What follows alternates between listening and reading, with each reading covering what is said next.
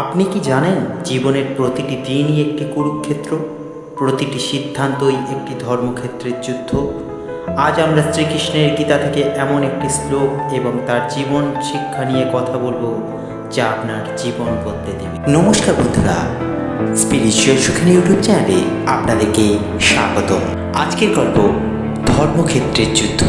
শ্রীমদ্ ভাগবত গীতা যা জীবনের সকল সমস্যার সমাধান নিয়ে আসে। তাই আজকের গল্পটি আপনারা মনোযোগ দিয়ে শুনুন, আশা করি খুবই ভালো লাগবে।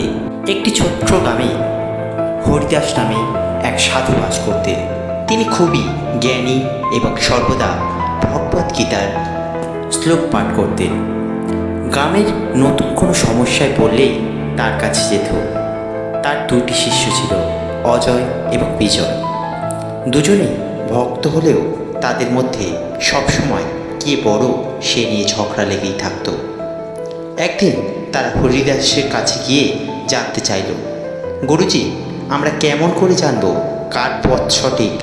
হরিদাস মুচকি হেসে বললেন, এই প্রশ্নের উত্তর পেতে হলে তোমাদের কুরুক্ষেত্রে যেতে হবে। শুরু হলো কুরুক্ষেত্রের পরীক্ষা। হরিদাস তাদের দুটি পথ দেখালেন। অজয় ধর্মের পথে সাহায্য আর সেবা করতে চলতে লাগলো। বিজয় নিজের শক্তি আর বুদ্ধি দিয়ে সে তার কাজ করতে লাগলো। কয়েক মাস পরে যখন তারা ফিরে এলো, তখন হরিদাস তাদেরকে প্রশ্ন করলে, কি শিখলে তোমরা? অজয় বলল, গুরুজি, আমি অনেক কষ্ট পেলেও মানুষকে সাহায্য করে মানসিক শান্তি পেয়েছি। আর বিজয় বলল, আমি শক্তিশালী হয়েছি কিন্তু শান্তি পাইনি। হরিদাসের উপদেশ। তখন হরিদাস প্রথম শ্লোকটি বলেন, ধর্মক্ষেত্রে কুরুক্ষেত্রে সমবেদাযুৎসব মামকা পাণ্ডবশ্চৈব কিম কুর্বত সঞ্জয়। অর্থাৎ জীবনের প্রতিটি দিনই কুরুক্ষেত্র আর প্রতিটি সিদ্ধান্তই ধর্মক্ষেত্রের যুদ্ধ। তিনি বুঝিয়ে বললেন, তোমার মনে যুদ্ধে যদি ধর্ম যেতে তবে তুমিই জয়ী।